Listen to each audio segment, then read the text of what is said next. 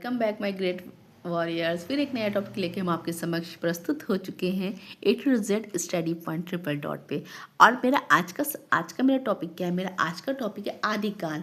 आदिकाल आदिकाल की क्या? आदिकाल की समय, आदिकाल की अंतिम समय सीमा। ठीक है, किसने क्या माना है, आज इसको हम डिस्कस करने जा रहे हैं। लेकिन क्यों अंतिम पे डिस्कस कर रहे हैं, प्रारंभिक पे क्यों नहीं कर रहे हैं? प्रारंभिक पे इसलिए नहीं कर रहे क्योंकि प्रारंभ काल हम लोगों ने कल पढ़ा, लास्ट में पढ़ चुके हैं। लेकिन तब भी प्रारंभ तो हर विद्वान अलग अलग मान रहे हैं। लेकिन अंतिम सीमा लगभग सब 1400 के ही आसपास उतर के चले आ रहे हैं, 14वीं सदी, है ना। इसलिए हम लोग इसको अंतिम डिस्कस करने जा रहे हैं। और ऐसे ही वीडियोस हम आपके लिए लेके आते रहते हैं, छोटी छोटी प्यारी प्यारी वीडियोस, जिसमें इन्फॉर्मेशन ज़्यादा होता है और टाइम बहुत कम लगता है। इसलिए इन्फॉर्मेशन अच्छी लगी तो लाइक शेयर सब्सक्राइब करिएगा। आइए बात करते हैं। आदिकाल की अंतिम सीमा विभिन्न विद्वानों के अनुसार अलग अलग विद्वानों ने अलग अलग माना है। जैसे कि गियर्सन ने क्या माना? 14वीं, है ना, 1400 ईस्वी को क्या माना? गियर्सन ने अंतिम सीमा मानी है। उसके बाद कौन आता है? मिश्रबंधु। मिश्रबंधु ने क्या माना? 1387 ईस्वी को माना मिश्रबंधु ने। और 1318 किस कौन मान रहा है? रामचंद्र शुक्ल। अंतिम सीमा की बात कर रहे हैं, है ना। रामचंद्र शुक्ल आपने पढ़ा होगा, विक्रम संवत में पढ़ा होगा ना। उन्होंने आचार्य रामचंद्र शुक्ल के अनुसार विक्रम संवत में 1050 से लेकर कितना था? 1375, है ना, विक्रम संवत था। लेकिन हम ईस्वी की बात कर रहे हैं, ईस्वी की हम बात कर रहे हैं, ठीक है। और रामचंद्र शुक्ल का क्या हुआ? 1318। क्या होता है इसमें? 57 कैसे निकालते हैं ईस्वी से ईस्वी?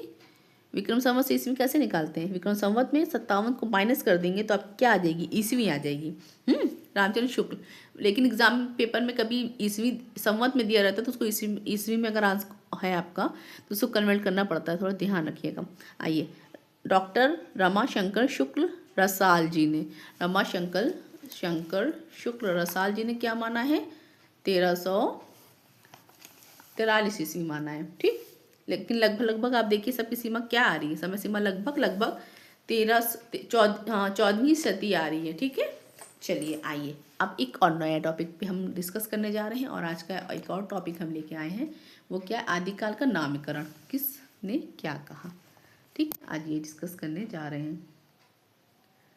ये आपको एक ही जगह मिल जाएगा तो रिवीजन करने में, जो याद करें उनको रिवीजन करने में आसानी होगी। रेडी? चलिए। चारण काल, गियर्सन ने क्या कहा? चरण। गियर्सन कैसे याद करेंगे? सन कहाँ पड़ा रहेगा? अपनी माता के क्या कहाँ पड़ेगा? चरणों में पड़ा रहेगा ना।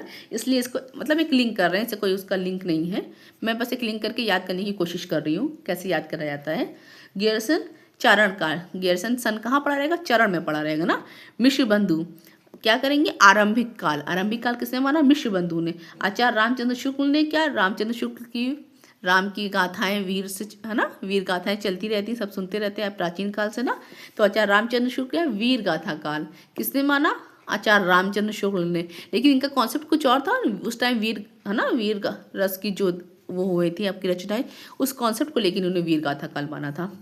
आचार्य हजारी प्रसाद द्विवेदी एवं रमा शंकर शुक्ल रसाल जी क्या मान रहे हैं? आदिकाल मान रहे हैं ना, आदिकाल। उसके बाद क्या है? रामकुमार वर्मा क्या मान रहे हैं? संधि काल एवं चारण काल।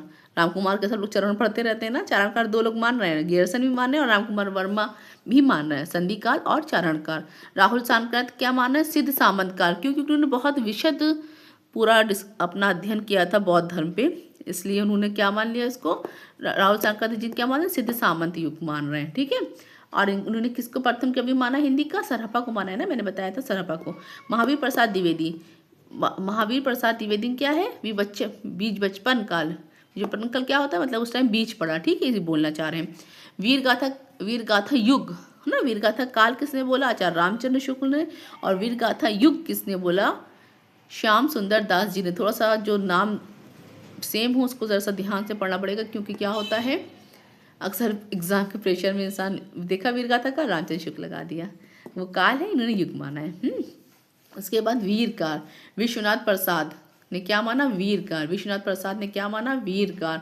अभ्रंश काल, धीरेन्द्र वर्मा ने क्या माना? अभ्रंश काल। और उसके बाद अंधकाल, अंधकाल किसने माना? कपिल कुल श्रेष्ठ। आधार काल, मोहन अवस्थी ने क्या माना? आधार काल। संक्रमण या परिवर्तन काल किसने माना?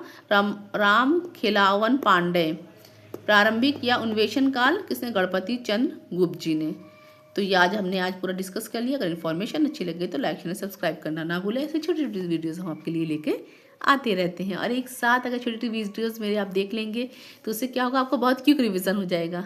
चलिए, इन्फॉर्मेशन अच्छी लगे तो लाइक शेयर सब्सक्राइब करना ना भूलें। Thank you.